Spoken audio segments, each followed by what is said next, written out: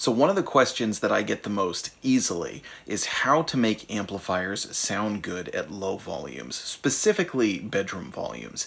And believe it or not, it's easier than you think. There are a couple of key things to remember that we're going to talk about today. First, let's start off hearing some tone, and then we're going to talk about a few of these key tips on how to sound great at low volumes.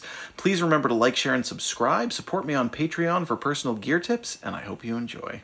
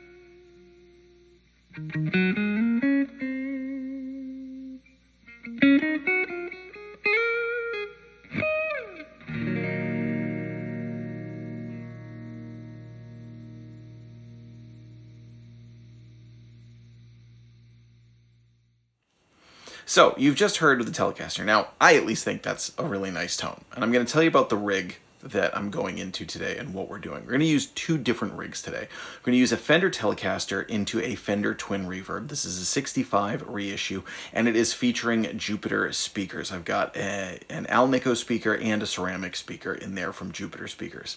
Also going to be using a Les Paul into a Laney VC30 for more of a British sound.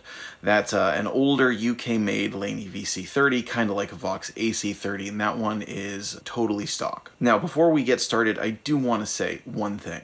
If you are someone who plays in your bedroom, in your apartment, wherever you're playing, where you need to be quiet, and that's your primary place of playing, I would highly suggest, instead of getting a big tube amp, getting a modeler, because there's never been a better time to get into guitar modeling. You will be way happier, in my opinion, if you get something in the line of like a Line 6 Helix or a Fractal, or even something on the computer like an Axe Effects. The tones that you can get out of those are great. I have gotten some of my best recorded tones ever recording direct into the computer.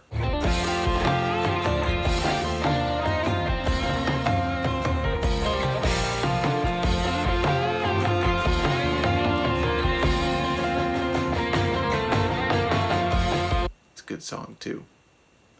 I wonder who wrote that song, but a really handsome, debonair, kind of charming and witty guitar player wrote and performed that song. That'd be my guess anyway. All right, let's jump in. So, modeling aside, and suggesting you go with modeling, which also will give you the option for headphones and gives you the option to tweak anything pretty much however you want it. That aside, if you do want to go with a tube amp, and trust me, I'm not anti-tube amp, I absolutely love tube amps. If you want to go with a tube amp, there are a few key things to remember. I do want to start off saying one thing, and that's that sounding good clean at lower volumes is a lot easier than sounding good overdriven. We're going to talk about that more later. The first thing, and I think the most important thing, is to remember that when you're playing at very low volumes, bedroom volumes, you have way more use of your EQ. You have way more of a range on each of the dials than you would at medium or high volumes. For those of you who've played live, one of the interesting things about tube amps is they don't just get louder and quieter, they bloom. So what happens when you turn them up is they don't just, it's not just like, oh, it sounds exactly the same here as it does here as it does here. Distortion aside and natural overdrive aside, just the tone of the guitar sounds different, and the responsiveness of the EQ sounds different. The louder you turn it, the treble gets more biting, it gets more trebly, it gets more pronounced. The mids get more present and full, and they can get honky. The bass can get really boomy. So I'll never forget the first time I ever played guitar live with a band. And I used to have my treble set really high on the amp, which I liked. It was when I lived in college and I was in a dorm room, and at really low dorm room volume, it sounded great.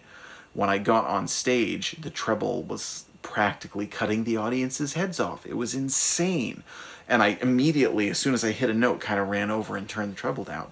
That was like a crash course for me in this understanding. So it stands to reason that the opposite is true, that the quieter it is, the more range you have on your EQ, because you're not hitting those points where they're getting to unbearable proportions. So the reason I picked the Twin Reverb is because this is a big, powerful, loud amplifier. Now, you'll notice on the dial, I have the volume set at just slightly under 2, and I'm going into the low gain input. If you have a low gain input, go into that too. That'll make everything a little bit easier.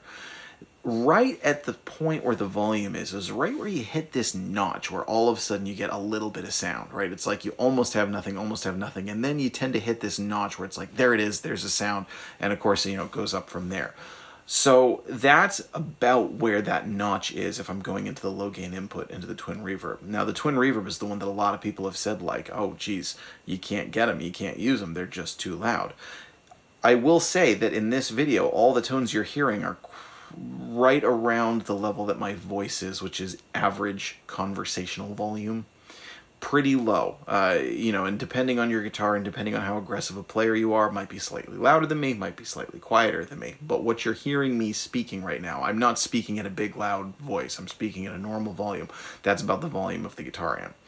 And I like this tone, and what I've done to compensate for the fact that it's really low and the signal sounds thinner is pushed the bass and the mids quite a bit more than I would otherwise.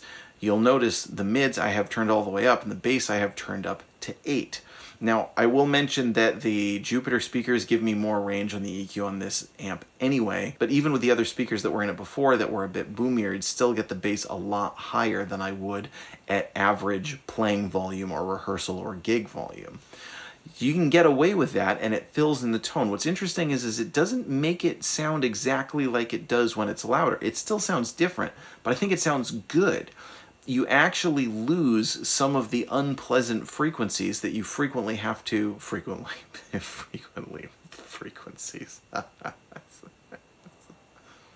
You naturally lose some of these frequencies that can be problematic in a mix. So sometimes when you're looking at an EQ, especially if you're recording or mixing, there'll be a couple of sharp frequencies that are just punching through and making it sound unpleasant. You need to filter those frequencies out to make it sound good.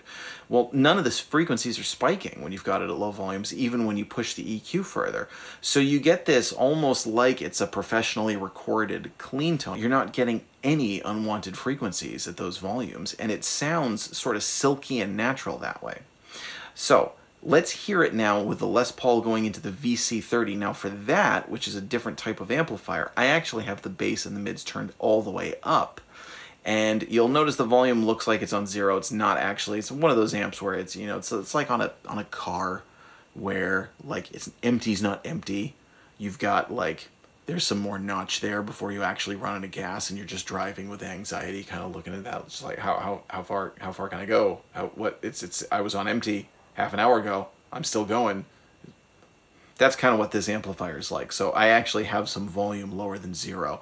The amps are about exactly the same volume if you're sitting in the room with them. So let's hear the Les Paul into the VC30.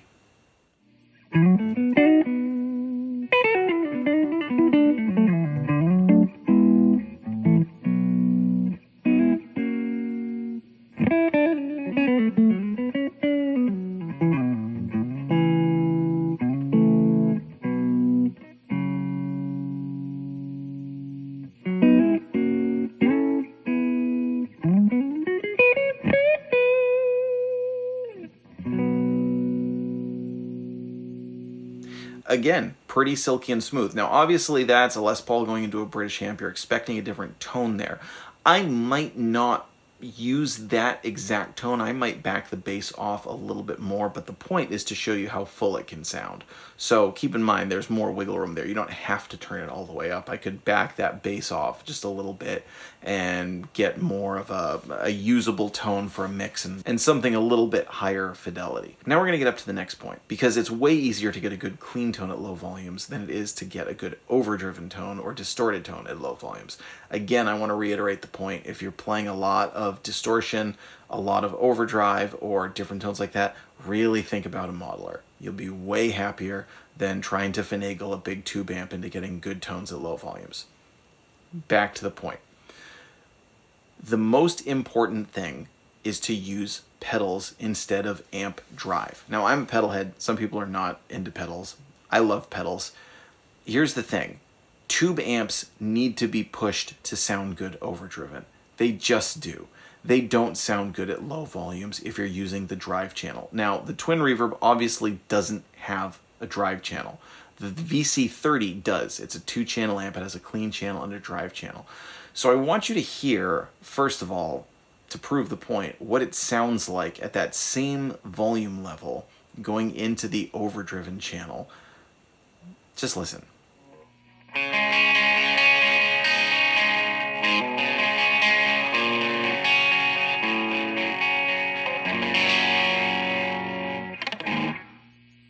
Yeah, that's bad. That's bad tone. The only time you could use a tone like that is if you're doing something stylistic, like trying to make it sound like it's going through an old radio or something like that. It's just not a good tone. It's not inspiring. It's thin, it's weak, it's fizzy, it's nasty. That channel sounds great when you turn it up, but at that volume, you're just barely even getting any of that preamp tube distortion, and it just sounds, ugh. It's just bad. So, what's the important thing? You can still get cool overdriven tones or distorted tones if you use a pedal. The key is to find the right pedal, because some pedals are designed really only to push an amp. Some pedals have really good clipping tone on their own. So you need to find a good pedal, and I'm going to show you 2 different pedals today. Let's go back into the Laney VC30, and for this I'm going to use a Keeley Super Phat Mod. Now with pedals you really need to find the sweet spot, because using just the gain from the pedals, even a really good pedal can quickly just sound like grainy nonsense, but not enough, and it doesn't sound like where you want it to be. So you really need to find a sweet spot on the drive knob in particular.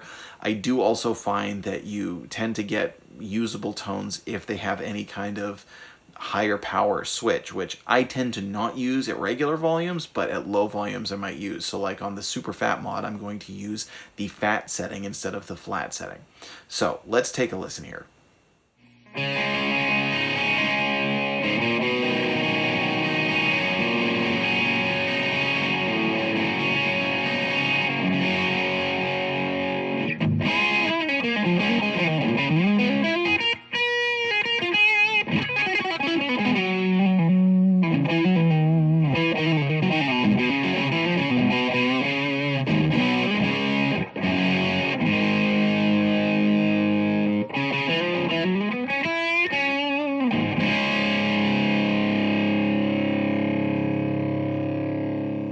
Now, I think that's a really good tone. I think that's a usable tone. I think that's a tone that you could play with. You could even do some recording with, and it would sit in a mix nicely. Is it the best tone? Is it the tone as good as it would be if you turned it up louder? Maybe not. It's stylistic. It really depends on what you're looking for, and the people at Keeley Electronics are probably going to hate me for this, because I'm pretty sure that pedal's designed to work exactly the opposite way of really pushing an amplifier, but it happens to have really good sounding clipping on its own.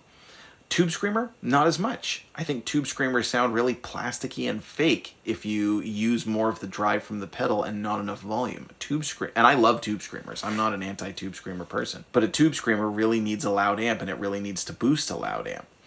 Now, we're going to go back into the Twin Reverb, and I'm going to try a different pedal with the Telecaster and the Twin Reverb setup, and for that, I'm going to use a one-control Strawberry Red OD 4K. Now, this pedal is specifically designed to sweeten things like solid-state amps, or basically to just be an all-purpose drive that can make anything sound better, even something that's uninspiring. Well, interacting with a low-volume tube amp can lead to some uninspiring tones, so I thought this one would be worth a shot. So let's take a listen to this pedal with the Fender Telecaster into the Twin Reverb.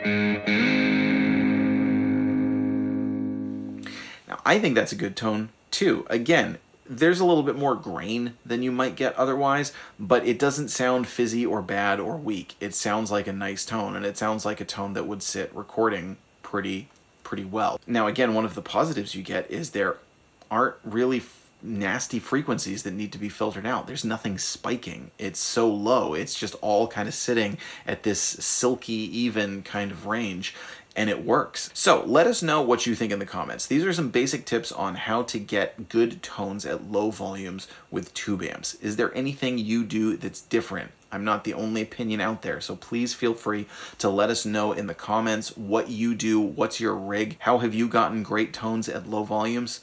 I'm Jack Fossett. Please remember to like, share, and subscribe. And hey, don't you want to listen to that amazing song that you just heard? You should follow those links below and listen to some music. I hear there's some good tunes out there.